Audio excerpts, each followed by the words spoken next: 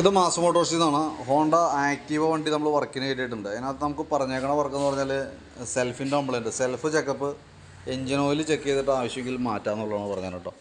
അപ്പോൾ നിലവിൽ നമുക്കതിൻ്റെ എഞ്ചിൻ ഓയിലിൻ്റെ അവസ്ഥയൊക്കെ വളരെ മോശമാണ്. അത് അത്യാവശ്യം നല്ല രീതിയിൽ തന്നെ അഴുക്കായിട്ടുണ്ട്, തീരെ മോശമാണ് കേട്ടോ. അപ്പോൾ അത് മാറ്റിയിടുന്നുണ്ട്. ഈ ഒരു അവസ്ഥയിലേക്ക് എത്തിയിട്ടുണ്ട് എഞ്ചിൻ ഓയിൽ. പിന്നെ അതേപോലെ തന്നെ നമുക്കതിൻ്റെ മോട്ടറിൻ്റെ കംപ്ലയിൻ്റാണ് സെൽഫ് വർക്ക് ചെയ്യാത്തത്. സെൽഫ് മോട്ടർ ഓൾറെഡി കംപ്ലയിൻറ്റാണ്. അത് നമ്മളിപ്പോൾ റിപ്പയർ ചെയ്തിട്ടാൽ അത് ക്ലിയറായിട്ട് കിട്ടില്ല. അപ്പോൾ അത് മാറ്റിയിടണം ഏറ്റവും ബെറ്റർ കേട്ടോ. ഞാൻ അതിൻ്റെ ഇതിപ്പോൾ നിലവിൽ കിടക്കണതിൻ്റെ അവസ്ഥ ഇതാണ്. ബ്രഷ് കാർബണൊക്കെ ഫുള്ള് തീർന്നിട്ടുണ്ട്. തന്നെയല്ല ഈ ആർമേച്ചറിൻ്റെ ഈ ഭാഗം കൂടി തേയ്മാനം വന്നിട്ടുണ്ട്. അപ്പോൾ നിലവിൽ നമുക്ക് എന്താ ചെയ്യേണ്ടതെന്ന് വെച്ചാൽ നമുക്ക് മോട്ടോർ അസംബ്ലി മാറ്റി വെച്ച് കഴിഞ്ഞാൽ അത് ക്ലിയർ ആയിക്കോളും. കാരണം ഞാനിപ്പോൾ മോട്ടോർ അസംബ്ലി ഇപ്പോൾ പുതിയതൊരെണ്ണം വെച്ചിട്ട് ചെക്ക് ചെയ്തിരുന്നു, സ്റ്റാർട്ടിങ്ങൊക്കെ ഒന്ന് ചെയ്തു. അപ്പോൾ അതിൻ്റെയാണ് പ്രോബ്ലം. നമ്മളിപ്പോൾ ഇതുമ്പോൾ റിപ്പയർ ചെയ്യാൻ നോക്കി കഴിഞ്ഞാൽ നമ്മുടെ പൈസ പോകാനാണ് സാധ്യത കൂടുതൽ. 1737 രൂപയാണ് നമുക്ക് ഇതിൻ്റെ മോട്ടോർ അസംബ്ലിക്ക് വരാം. 1737 രൂപ വന്നോളൂ. അപ്പോൾ അത് മാറ്റിയിടാണെങ്കിൽ ആ ലൈഫ് ടൈം നമുക്ക് പിന്നെ അതിലേക്ക് തിരിഞ്ഞ് നോക്കണ്ട. അത്യാവശ്യം നല്ല രീതിയിൽ തന്നെ അത് ഉപയോഗിച്ചിട്ടുണ്ട്. അങ്ങനെ വന്നേക്കുന്ന കംപ്ലയിൻ്റ് ആണ് കേട്ടോ. അത് നോർമൽ തേയ്മാനം വന്ന് കംപ്ലയിൻ്റ് ആവണതാണ്.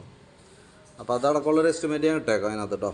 പിന്നെ അതേപോലെ തന്നെ സെൽഫിൻ്റെ കംപ്ലയിൻറ്റ് പറഞ്ഞത് കൊണ്ട് തന്നെ ഇപ്പോൾ മോട്ടോർ ഓൾറെഡി കംപ്ലയിൻ്റ് ഉണ്ട്.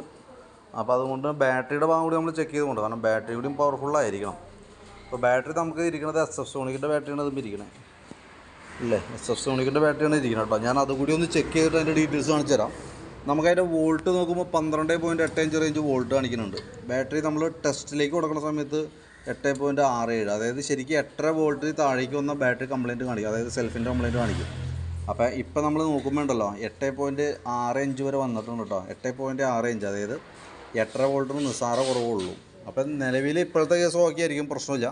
പക്ഷേ കുറേ കൂടി കഴിയുമ്പോഴത്തേക്കും ബാറ്ററി ഡൗൺ ആവുന്നതിനനുസരിച്ച് സെൽഫ് കംപ്ലയിൻറ്റ് കാണിക്കും. അപ്പോൾ അത് കൺഫ്യൂഷൻ വേണ്ട, മോട്ടറുമായി ബന്ധപ്പെട്ട പ്രോബ്ലം അല്ല, ബാറ്ററിയും വീക്കാണ് നമ്മുടെ വണ്ടിയുടെ കേട്ടോ. അത് അറിഞ്ഞു വയ്ക്കുക, കംപ്ലയിൻറ്റ് കാണിച്ചിട്ട് മാറ്റിയാൽ മതി. ഇപ്പോൾ ഞാൻ ജസ്റ്റ് അതിൻ്റെ ഡീറ്റെയിൽസ് ഒന്ന് പറഞ്ഞോളൂ.